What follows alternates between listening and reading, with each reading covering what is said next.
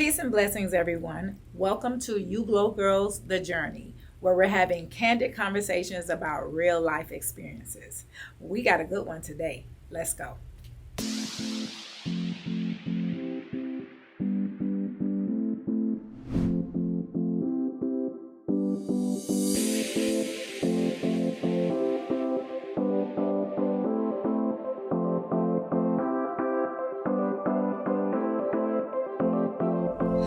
Welcome to You Glow Girls, The Journey, where we're having candid conversations about real life experiences.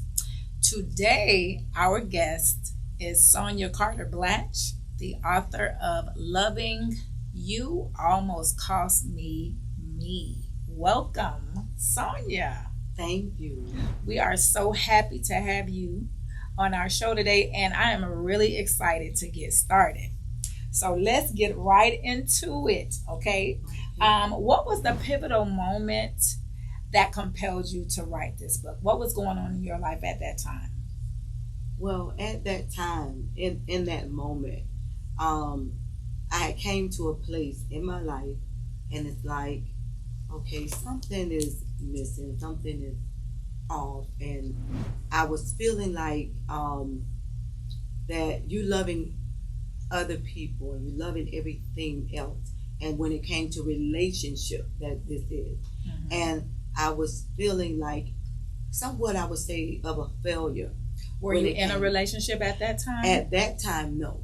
Okay. And so I was in a place of having been divorced more than once. Okay. And I felt like something, you need to do an evaluation here. Okay. Try to figure out some things. And it just was like an aha moment, because for me, in that moment, it was like, you love. When you love hard. Okay. You are sincere.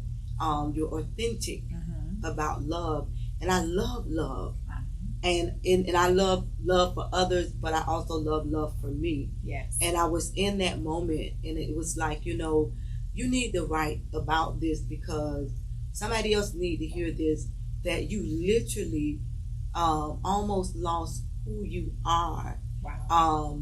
Because of loving someone else, or Wow. loving others, or even you can get in love with your business, can love something else so much so that you can lose you. Wow. In the process. And so I was in the place of thinking, you need to find out what's on your life. Okay. Because I realized at one point, I'm like, you 40 years old, you don't know what color you like. Wow. And I was like, this is not good. And so it just hit me, loving you almost cost me me. Right. And it was like, nothing should cost you. Right. To the point of you start losing you. And one thing in the moment, what made me wanted to write, because I was determined not to allow situations to cause me to lose the heart of love, wanting to love and wanting to be loved. That's it powerful. Was like a fight and a determination for me. And so it was like, just write about it. And I wanted to write more about my whole life story, but it was like so much of it. But then it was like, this is something you can write about now. That could be a self-help motivation. Also is motivating me, but also at the same time, it can motivate so many other people. And from what I heard, it has. Well, that's awesome. And honestly, it's very powerful to be able to come to that conclusion, because the concept will grip a lot of people. I'm pretty sure we've all been there, to where we were all so consumed with a person or with something, a goal or a dream, to where if you're not aware of who you are, you definitely could lose yourself. So it was very powerful for you to be able to share that. So was that at a time where you were in between relationships? Had you just come out of a relationship? What was going on that stirred all of that up for you? Yes, at that time, I was not in between a relationship. I was single for a little while at that time. And I was like in a determination to be a better me. Okay. And to make sure that I'm whole, to make sure that I'm complete. Okay. Because I had been through a lot, and at that point, it was like a lot of brokenness, a lot of hurt, a lot of pain. And so, not realizing, but this writing was very therapeutic for me, and it also was very helpful for me, and it also helped keep me in tune with the fact of don't give up on love. Right. And so it was like, for me, it was more of a focus on Sonja.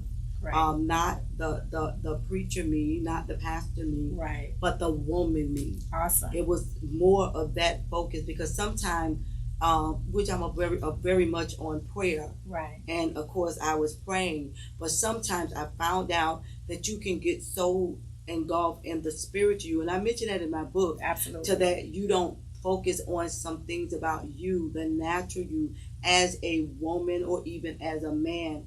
And then I had to realize there was still a little girl in me, right, that needed to get out and to do some things and have some fun and have some laughter. Yes. And don't be consumed by giving yourself over to others, or in a relationship, right, or relationships that literally almost cost you your value, your worth, right, and who I am as a person. Right. It's very interesting to me that you bring out the point of, because you are a pastor, you're a mother, you're a grandmother, you have all of these roles and all of these hats that you wear, that at that moment you were, an awareness was raised with you as to where that there were some things that were not attended to where Sonja was concerned. Exactly. And that is very powerful. A lot of people don't come to that realization, sometimes never in life, but it's very important for us to be able to hone in on that. So I think that's very powerful. The other thing that I found interesting when I was reading your book was your analysis on between infatuation and love. So let's first discuss the difference between infatuation and love. Yeah, because and that's actually the first chapter. Right. And I thought that it was very, very important for that to be, because I have found myself, even in my own personal life, that I have allowed myself to get in a relationship, and even to the point of marriage, from a place of infatuation. Yes. And infatuation is basically everything is quick. Okay. Infatuation. Break that down for us. Okay, everything. Let me break it down for you. Okay. When you find yourself in infatuation, and you're so excited because you're in this relationship, and it looks like everything you want. Okay. And everything, just everything. And I just want to say this for a pause for the women right here for a moment, in that a lot of times it's like, oh, he knows so much about me.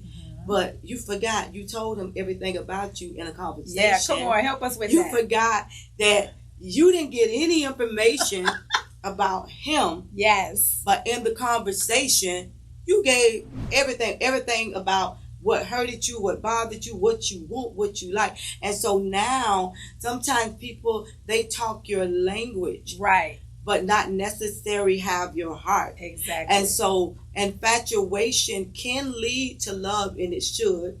But you don't want to get into even like a marriage from a place of infatuation. What happens with infatuation, when you know that it's infatuation, not only that everything is so quick and moving, but a lot of times you find yourself having to dismiss other people in your life. Wow. Because of this relationship is literally taking up all of you. Okay. And sometimes it's like, oh no, you need to be with me, you need to do this, you need to do that. And so now you all just over here, over the top with this relationship, where maybe you used to take a trip with a friend, now you can't do, everything is about this one person. Excellent. And it should never ever be that everything in your life just all of a sudden change All concerning. like that, and you're consumed, Yes. literally. That's infatuation. Excellent. That you're so infatuated and just over the top. Now, when infatuation turns into love, love moves a little slower. Okay. Love is patient. Love is kind. Okay. Love have the ability to say, you know what, we don't. You go ahead and do the things you need to do. We'll catch up on the weekend. We'll catch up. It does not just overtake your whole life and Okay. consume you. And so relationships, they should, infatuation, like I said, it is hot, it's passion, everything just on fire. Okay. But it should turn and move into love.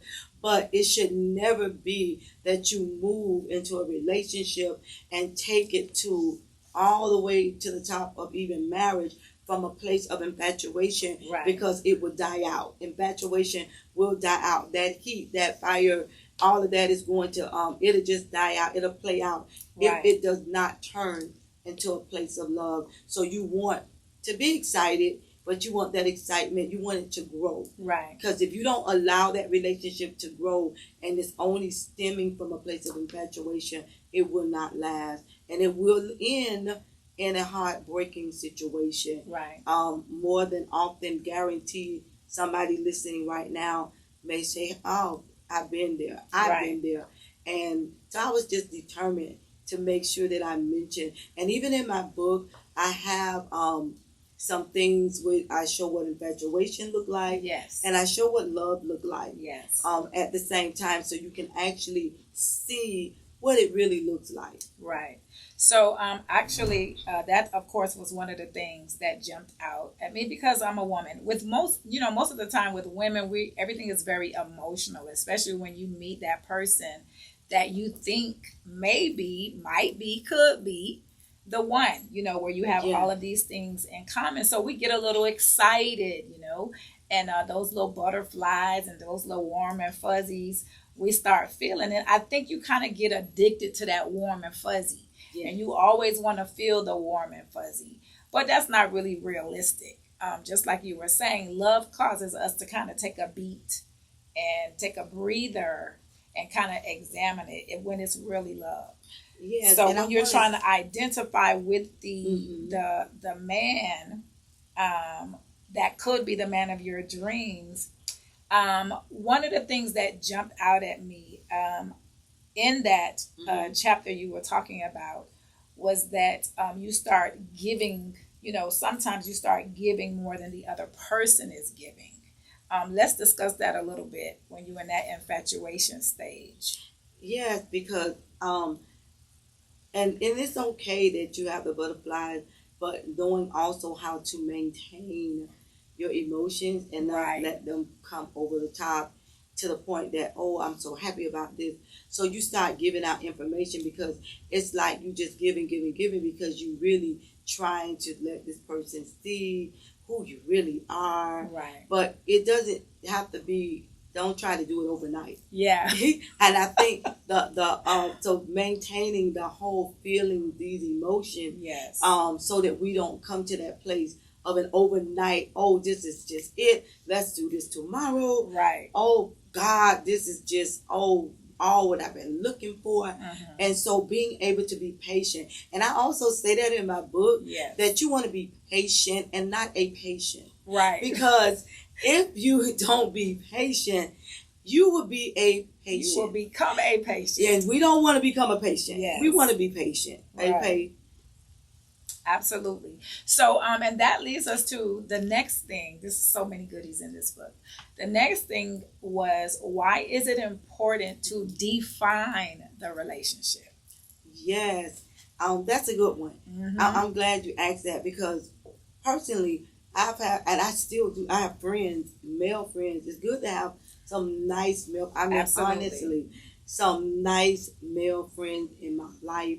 And have been in my life for years, and knowing that that's what this is, because I want to say this, that sometimes, or I believe majority of the time, the best relationship that you can have is that when it goes from a friendship to a romantic relationship. Right. Why is that? Because you have gotten a chance to know each other. Exactly. And not only that, friends, can stick closer than a brother, a friend indeed.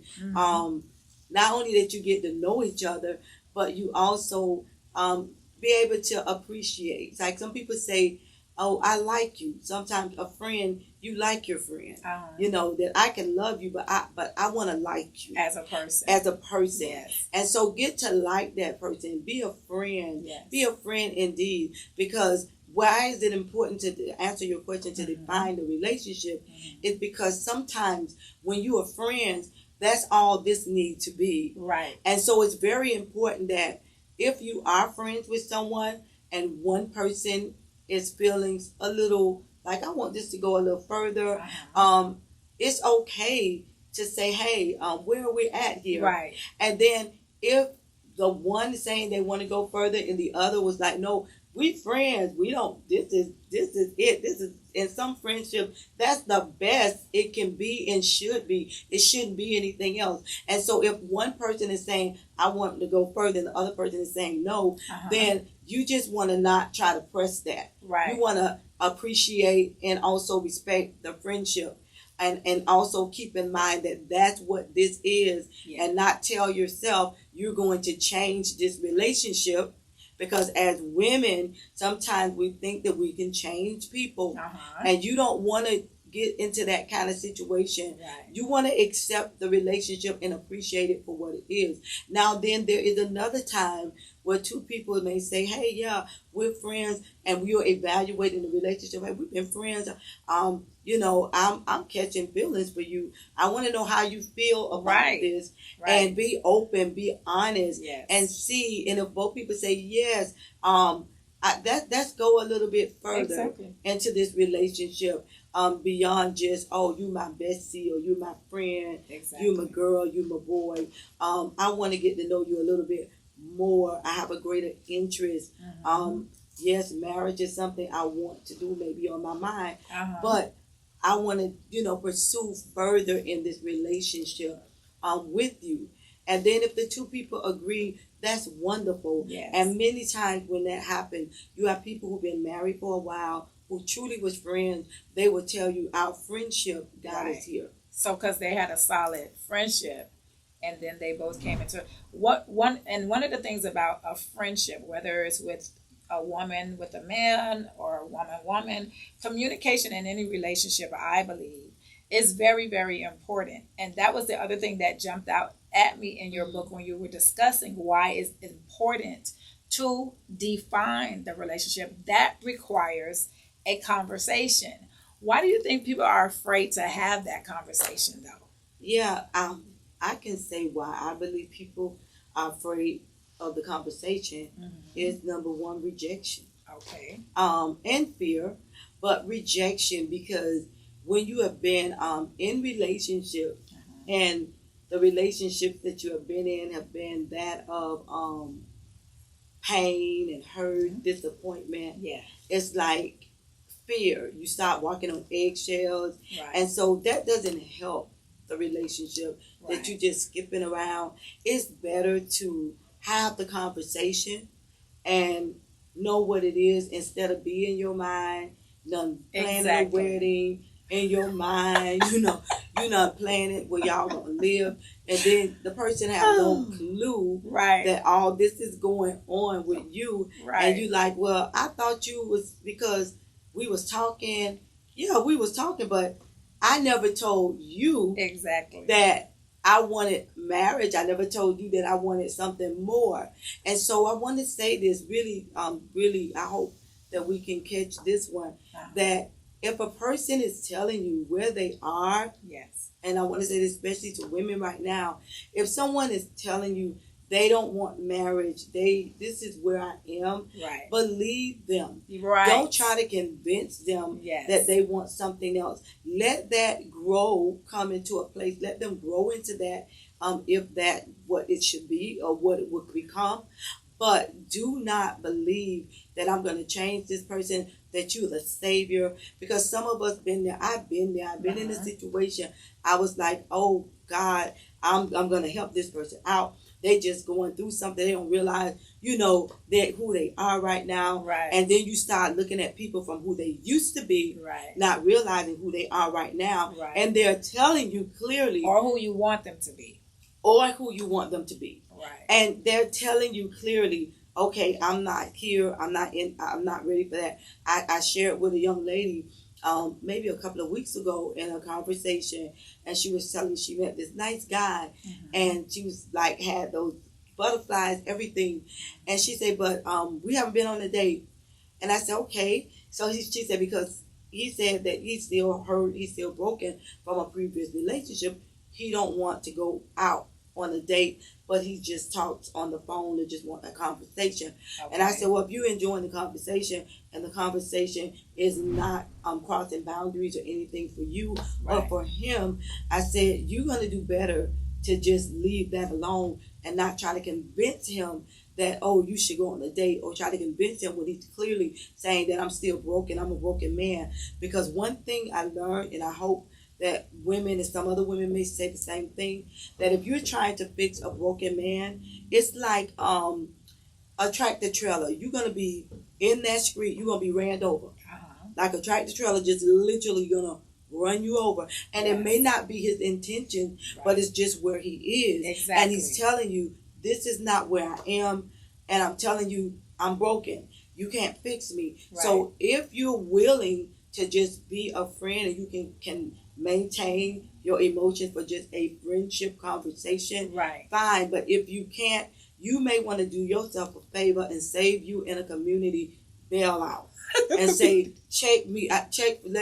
let's talk, because my feelings, I can't handle this, and I don't want to be ran over, and I'm respecting you where you are. That's really good, because in order for us not to self-inflict, we have to change our expectations. That's the word. Yes. Because if you have viewed this person in a certain light and they're telling you something, because, you could, when a person is there and this is the one, and you're locking in on them, and then he comes with that little curveball, you really have to change your expectation. Because the way, when you get down to it, is this: if that's somebody you really care about, you're going to care about them where they are. Exactly. I care about you, period. So I'm going to respect where you are, but then I'm going to have to change my expectation at the same time. And it's kind of hard to do that. It's a little tightrope. And that comes to honesty. Absolutely. That's like, a lot of times we're not honest with ourselves. Yes. It's like, be true to you. Absolutely. And I remember that's what I did too in my life. I evaluated at times in my life when I was really hurt and really just broken. I would evaluate, okay, where are you now?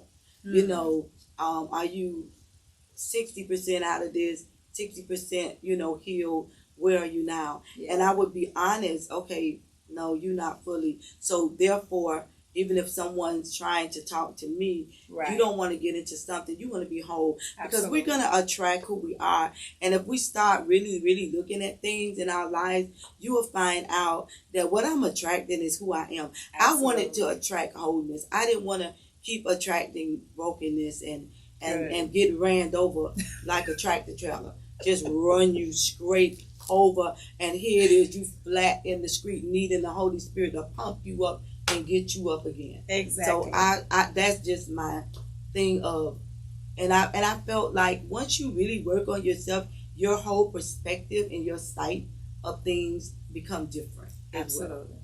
So definitely you have to be honest with yourself about who you are, where you are, and what you want. Right? Exactly. So I think that's very powerful. One of the other things that jumped out at me that I want to discuss with you is the triangular theory of love. I thought that was so interesting. Can you kind of give us an overview of what that is? Yeah, I talk about that in my book, about that triangle, because it is necessary and it is important. What's the 3 components? Okay, to be in a healthy relationship, the 3 components is intimacy, passion, Yes. and commitment. Yes. Because you got to have all three. You know, that intimacy, that closeness, Yes. that oneness, you know, that passion. You want to keep that passion, that fire, that being able to do things together, that desire for one another. Right. And then the commitment keeps us locked in together. Absolutely. And keep us in, you know, this triangle. Because otherwise, if you just got one or two, we're not going to be healthy in our Right. relationship. And so a lot of times people may say, well, I'm committed because I'm here. I've heard that a lot. People That's a say, good one. I'm committed. If I didn't want to be here, Right. I would not be here. But okay, what about that intimacy? Right. What about that passion? If you just there and you committed, whether it's the girl, the boy, or both, Right. if you're just in the relationship to say, I'm just here and that should be good enough for you, then this relationship is really not being healthy. Right. Without, like I mentioned, intimacy, because now I don't feel a connection. Exactly. You don't have the closeness. You're not into each other. Exactly. You want to, and in order to be that, you have to continue. We have to build on our relationship, and that's what a lot of times people don't do. Yes. They stop. They just get those goosebump feelings, and then the thrill is gone. You have to build and keep building. People talk about date night. They talk about those things. Why? Because it helps with the intimacy. Yes. Being able to talk to one another. Yes. Being able to communicate. Having a And then, like I conversation. mentioned about the passion, because see, that passion is going to lead and it drives to that romance. What a bad situation, and I have seen it and heard it. People married, but all you do is live in a house together. Right. But you there's no passion, there's no intimacy. It's like, what are you, a roommate? This Right. is, you know, if you paying bills together, I don't know. But what I'm saying is that the triangle is necessary. Woo. We need this intimacy, and I'm all in for that. And I'll tell people quickly, I do marriage counseling too. Mm-hmm. You need that passion, Right. because you find that in that closeness, that oneness, that intimacy, that commitment. I'm committed to you, but I'm committed to be with my intimacy. I'm also committed with my passion. Yes. And so therefore that says I'm not selfish. Okay. Because if you selfish, then you're gonna hold back intimacy, you're gonna hold back That's passion. such a good point. If you're selfish, your commitment is not going to be there, because now, you know, it's about me. And if you're not doing what I want you to do, then I'm holding works this back. for I'm me. holding that. Exactly. Right. It's not working for me. But we're talking about a relationship. Yes. And that means we're both in the ship, and we are what? Relating in this ship. Exactly. We're relating in this That's ship really with good. intimacy, with passion, Yeah. and also with commitment. And all three of those things are important so that Yes. the relationship can remain balanced and be so you can have longevity. I mean, if you don't have a balanced relationship, you're not going to have longevity, because when it's imbalanced, somebody is going to give out. Somebody's going to get burnt out. Somebody's going to get worn out. And it's not going to last. So I think that's very, very important. So since we're talking about intimacy, passion, and commitment, let's make it clear where intimacy is concerned. You know, we're not always talking about physical intimacy, right? So we're talking about emotional intimacy. Oh yeah, let me tell you, the emotional is very, very vital, and a lot of times, even I've shared that even in marriage counseling, because we as women are more on the emotional. Because a man, I've heard men say, well, what else you want? I'm Right. paying the bill. What you want? They want a reach out Right. and touch somebody, and let's make this world a better place if we can. They want Lord, don't let me just go there too much. But Woo! reach out. They want to touch. Yes. They want that I love you. They want that closeness, because women, we need that. Okay. You want that oneness, that togetherness. Yes. And so that's what's needed. One of the greatest things that when a man is able to really understand how to touch his wife, or his fiance, in that place of the emotional realm, yes, it can help so much. And I'm not talking about from a place of what I would call from a place of when people trying to be manipulative, right? Because people have done that to people. Exactly. They have tapped into your emotion, yes, but it wasn't genuine. But I'm talking about authentic. Yes. I'm talking about that oneness and saying, I'm into you. See it. I'm exactly. into you. You see me. See, I see you. Yes. I got eyes for you. You got eyes for me. Exactly. And so it is so important. That's what they want. It's great. Pay them bills. Yeah. But let's reach out and Come on. touch somebody. Because when you find people, and I oftentimes say too, foundational, like in marriage, relationship too, or any relationship, I oftentimes say prayer is foundation. Absolutely. And so it's like when you are praying with someone, you're more able to feel them, you're more able to be connected to them. And that's another form of intimacy. That is another form, and that's why I wanted to bring that out, because yes, you got a lot of leaders, people that are in the kingdom of God, who's married, and their marriages are for the people and not for each other. That's good. And that is not good at all. Because how you know your marriage is for the people and not for each other, because I'm after an image and not intimacy. Wow. And so we can't be about an image. We have to be about intimacy, because what this is happening in my house, it needs to be able to be happening wherever I go. Exactly. My intimacy should be genuine, not just when you get to the church. Oh, look at my wonderful, beautiful wife. You didn't say beautiful all week. You ain't called me pretty this morning.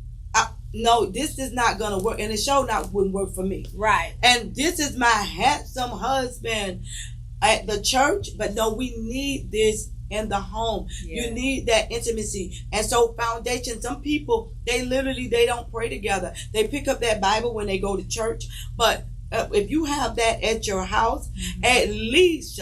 If you're not being sexual in the moment, hands are being touched. Somebody, a feet, something. Reach out and touch. Intimacy. You're talking about affection. That's it. So what do you say? Because that's real good. What do you say to the individual who's like, well, I'm not really the affectionate. That's not really my love language. Now, for me, I'm a communicator. So even if that's not your thing, that's my thing, right? And I feel like if you care about the individual and you do want longevity, there's a place that we come to where we meet in the middle. I would never want you to be uncomfortable, but I still would want to know that you're, like I said before, that you see me and you're taking into account that even though, because women do it all the time, we'll make sacrifices in the relationship so that the male can be comfortable, but it's not always reciprocated. But you know why? Sometimes it's not, because it's not communicated. Exactly. And so as a woman, you got to be comfortable enough. And I want to say, I oftentimes say, even with counseling, create a safe space. Right. We should create a safe space in our relationship. We, at the male, the female, create that safe space so that the person can be comfortable enough and say, that this is what I like, or this is what helped me out. Right. And just say what would help you, and then vice versa, what can help them, because we are different people. Exactly. And we do have different love languages. Yes. And it's important that's part of even knowing each other. That goes and back I to the oftentimes talk friendship. about temperament. I do temperament counseling. And to know each other's temperament. That, some people like to go. They like to run around, run all over the place. And then your spouse or the person in your relationship may be a homebody. You like to stay home, and people like, Why you can't be like me and come on and go somewhere? And no, but why you can't be like me and stay home? Right. Because they can't. Because their temperament is different. And so to know that even though I can't be like you and you can't be like me, what can we do that you're comfortable and I'm comfortable? Exactly. And knowing that sometimes I'm going to have to get up and go. And sometimes you may have to stay and we're going to come to a balance and an understanding. Yes. And I know that this is how you are, you know how I am. Right. And sometimes we don't spend enough time to get to know one another temperament, to know one another love language. Exactly. We just know, okay, you like purses or you like trips, but what about all the shallow stuff? Exactly. Stuff. But if we really get a chance to really know each other, we won't be losing ourselves. And what happens is that in the relationship, even the word says, two are better than one. Yes. You get better. People looking for love. You're supposed to create your own love tank. Get your love tank. That. Get your love tank full. Yes. So that if somebody come in your life, you won't get empty out. You know how to fill your tank. Exactly. But if we together in a relationship, the Bible didn't say it says two are better than one. Right. And so that means I should be getting better. You should be getting better together. And then our relationship should be getting better because it is growing. But if I'm just trying to pull from you and I'm trying to demand you give me something that I really need to learn how to give myself, love myself. Absolutely. And I'm demanding you to give me something, then I'm having you to making you believe that you have the power to really give me something that I really need to be giving myself. And then now I put some extra pressure on you instead of let me give myself, and that was another thing I told myself, give yourself a chance. Come on. Love yourself. You've been giving out. Give yourself a chance. And then when something come into your life and then they start giving to you, let's have an overflow. Right. And not you get empty, I get empty. Let's have an overflow. That's real good. And that leads me to, I love this. Let's segue to a mission called Me. Let's go right there. Yeah, on a mission called Me. That's the chapter in my book. Actually, the 7th chapter. Chapter 7. Amen. Because I needed a completion. So a mission called Me. I knew you was gonna get prophetic. A mission. I'm like, you want everybody run. You on everybody else's mission. You need to get on your own mission. Come on. You. Yeah. You need to get on a mission called You and try to find out what you like. Try to find out things about you. And then I can articulate that better to somebody else. But if I don't know about me, how am I going to be able to relate me to you? And all I'm going to talk about is my past pain, my past hurt, my past disappointment. Exactly. But I got on my mission called Me, and that was a mission called Me to get me to say, Sonja, it's time for you to get better. Okay. Not in just one area of your life, but I put it in my book in that same chapter, the 3-dimensional you. Yes. That woman you.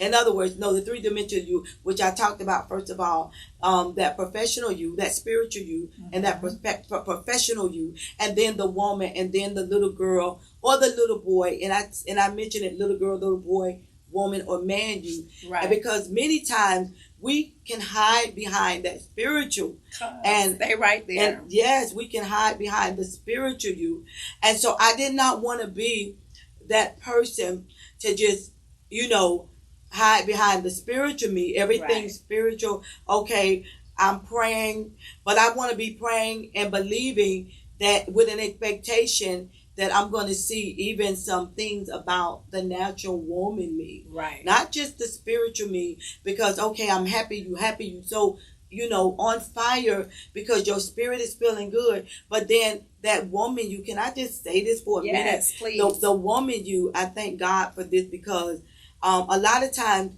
people, they do all the spiritual, but then the woman you're not working on your health. Yes. You're not working on your finances. Very or the man you're not working on, you got bad credit. You want to come up, you want to get married because you want to come up, but you don't want to already be up. Right. And so you got to work on you. And I began to tell myself the things that you're looking for or want somebody to do for you, why don't you create those things for yourself? Awesome. Because God has given you some talent. He has given you some skills. So why don't you not be waiting? Like some people, they waiting for a spouse to get a house, and they're waiting for a spouse to get their career going, or get their business going, or why don't you just become by proceeding on your mission? Absolutely. And start working on you. Absolutely. And I began to tell myself, and I went on trips by myself. Yes. Literally, I went on cruises. I was like, you're gonna sit around here, and that was me. Everybody can't do that, right? But that's part of my temperament. But you may need a friend to go with you. I don't know. Right. But for me, I was able to do that. I was determined that whatever I wanted to do, that just start doing it. Right. And then, hey, you get a spouse, y'all can do some things together. Exactly. But you're not around here doing nothing, sitting around moping, when my husband coming, when this gonna happen, when that's gonna happen. No, get your house, go do some things you want to do. Get excited about your life, yes. Your mission. Find out what you're best at. And another reason why that is important, because it gives you meaning. Yes. And a lot of times when people don't have meaning, mm-hmm. they become so depressed, and you really start walking in sorrow. You really lose yourself.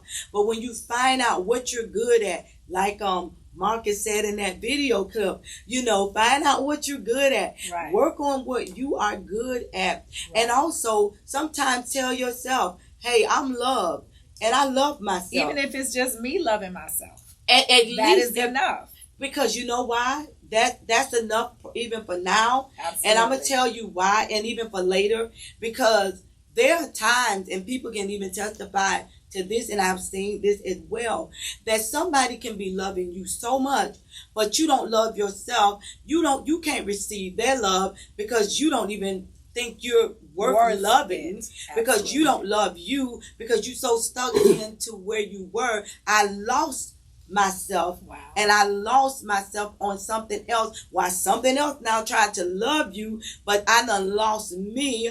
And so loving something else caused me to lose me, and not only lose you, but you can't even receive something that's good when coming it is to you. Real. Exactly. So, and that goes back to what you were saying before, because a lot of times we focus on the negative part. Okay, I'm here and I'm depressed. I don't know myself. It's easy for me to become a prey for someone to come and kind of manipulate me. But the other side of that coin is, if I don't love myself, if I don't know myself, if I don't value myself, then you could have the right person coming with the love, pouring love on you, and you still not be able to receive it. And you're still going to be in that unhappy place. Why? Because you did not tap into what's going on with you. So that's the reason why it's so powerful for when you mentioned that, especially with people in church. We can speak to that because it's so easy to just promote what's going on in the spirit. And the other thing is, a lot of people don't know that it's a difference between the spirit and what's going on in the soul. And what's going on spiritually does not necessarily translate over into the soul. There's still a work to do in the soulish realm. Talk about that a little bit. Yeah, you're right, because it's in the soul where our mind, our will, and our emotion, where it's also in the soul, where your soul is wounded. Yeah. Where your soul get wounded, and that's why he was saying how even in, I think, Psalms 147:3, how he heals our wounds, the brokenness, those wounds. Yes. He bind them up, but he bind up those wounds. And so being able to get healed in the soul. But some people don't want to be honest and say, my soul is hurting. Yes. Because I don't want you to know you hurted me. Forget that. You hurted me, but I don't have to stay in this hurt. I don't have to stay in this pain.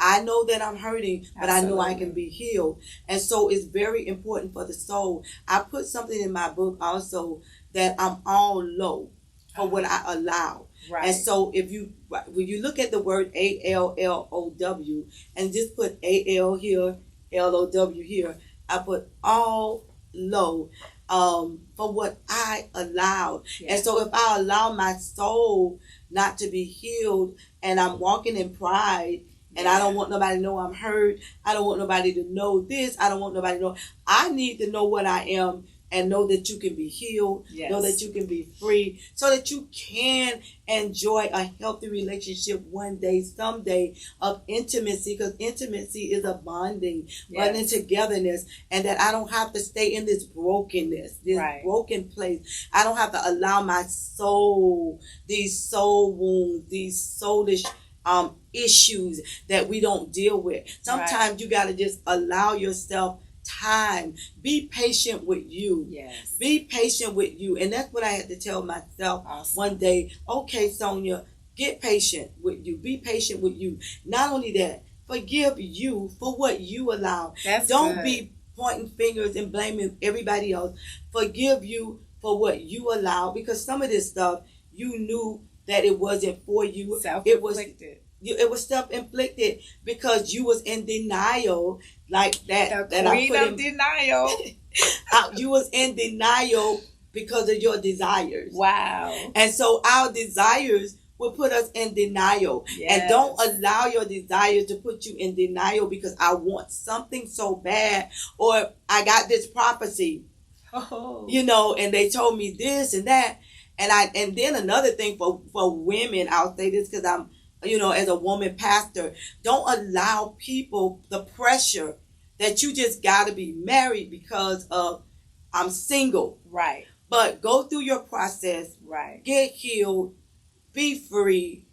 Live with joy. Live with peace. Right. Don't allow infatuation, pressures, and all those things, or even denial of the soul. If you're hurting, I'm hurting. I want to be whole. I'm going to be healed. Right. And work on it. Right. Work on that area of yourself, because a lot of times we know, like the worldly aspect, people just tell you just get somebody else and you'll get over something. That is not a truth. You're going to hurt somebody else. Right. Because hurting people hurt people. You get with this person and get over that person and still find out you're not over that last pain. Exactly. So let's get with God and get with ourselves and get in tune with really who you are, where you are. Absolutely. And just get whole. You deserve it. Give yourself a chance. Yes. And that's what I told myself one day. Give yourself a chance. That's powerful. This has been an amazing conversation. What are your last words? Give us your last words. Let's sum it all up. Okay, my last words, because I talk about this too in my book, healthy versus unhealthy. That's really good. And I also show what a healthy relationship, some traits I'll say, of what a healthy relationship should look like, and what an unhealthy relationship look like. I want to say in final words of from my book, Loving You Almost Cost Me, that proceed and be determined to be a healthy you. So that you can present yourself as healthy, and also know your boundaries. I talked about that in the 8th chapter. I give some things there. One of the things, no boundaries. Be true to your boundaries, your values. Yes. Know your worth. Yes. Don't settle just to say I'm with a man, or I got a woman, or I'm in a relationship because my Betsy in a relationship, or this person got married. But don't settle. Just get healthy. Be whole. Enjoy life. I got to give this scripture, John 10:10. The thief comes to steal, kill, and destroy. Yes. Amplified says Jesus came that you can enjoy life until the fullness, until it just overflow. Understand and know you don't have to just, I gotta wait till I be with someone to enjoy my life. This is your life. Enjoy your life. Get happy. Wonderful. Do some things. Tap into your creativity. Yes. There's something in everybody that God have given you to do. Love you. Sometimes there was times literally in my life when I felt unloved. Right. The Lord said, I want you to get yourself, look in the mirror, and tell yourself not only that God loved me, I love myself, and I am loved. Powerful. Know that you are love, and never have to lose you by loving anybody else. Get an overflow in an abundance of that love and get what you deserve in a relationship. Give it your all, but also get a person that's willing to give their all if you're coming to that place of what intimacy, Yes. passion, and commitment. If it's just that filial, and I talk about all type of love in that first in chapter 2. If Yes. it's just a filial, if it's just that, my God, if it's just a friendship relationship, enjoy the friendship, Right. enjoy the ride. Don't never lose you to anything or to anybody. And always remember, you are valuable. Yes. And we value everybody else, but never forget, you are valuable. Yes. And God has something for you to do in the earth. And you can enjoy your life. Enjoy it. Be the best that God has created you to be. And just do whatever He called you to do. Because like I believe Mr. Marcus said that, if you don't do it, then it's you. It's your fault that I didn't do it. Right. And don't require other people and make them do something you're supposed to do for you. That you would Love do yourself. for yourself. Absolutely. Love yourself. Absolutely. And yes, I want you to love me. I want it to be reciprocated. Right. But just in case, if it's not, you won't go empty. Right. And you will never run dry. We'll stay So full. love you. Amen. While you're loving others, don't lose you. And know your value, your worth. Work on it. Go for it. And just know you can only be the best you. I can't be somebody else. And just be everything and receive all that God has created you and called you to do. You can do it. Right. And know it. I can and I will. And I will never ever lose myself by loving someone else. That has never been what God called us to do. Right. And so that would be my ending. And if you are on a journey and get on that mission, proceed on it. Get on the road of recovery. Nothing wrong with that road of recovery. One day you're going to look up and say, I'm recovered and I'm thankful. And I'm now able to step into something else even new. Some things that you never knew you can do or never knew you can have. Right. But I do believe that healthy relationships are possible. Yes. And they are, and you can have them. Yes. But you have to also be what you want. Right. Don't demand it, but be it as well. So those will be my final words I'll say. And just know it's possible. You can do it. Awesome. Very powerful, very powerful points in your book. Tell us where we can get your book, how we can get the book. Yes, you can get the book. My book is on Amazon Kindle. And also I'm going to make sure that by the time of this recording, after this recording, that it also be uploaded on Amazon for the paperback again. But just in case, you can also always reach out to me at my email, Beyond Surviving without the G. That's BeyondSurvivin at gmail.com. I can mail the book to you, but you can right now get it on Amazon Kindle. Loving You Almost Cost Me. It's on Amazon. And again, I can mail it out. You can also reach out to me on Facebook. You can inbox me at Sonja Carter-Blatch on Facebook as well, and we can get it out to you. But you will also be seeing it on Amazon back again in the paperback. Right now it's saying it's not available, but it will be available soon in paperback on Amazon.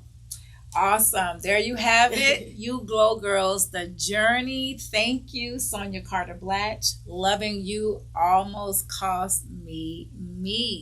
Good stuff. Thank you guys for joining us, and we will see you soon. Thank you for joining us today on You Glow Girls, the journey. You can catch this and other episodes on our YouTube channel, The Red Streak Zone. See you there.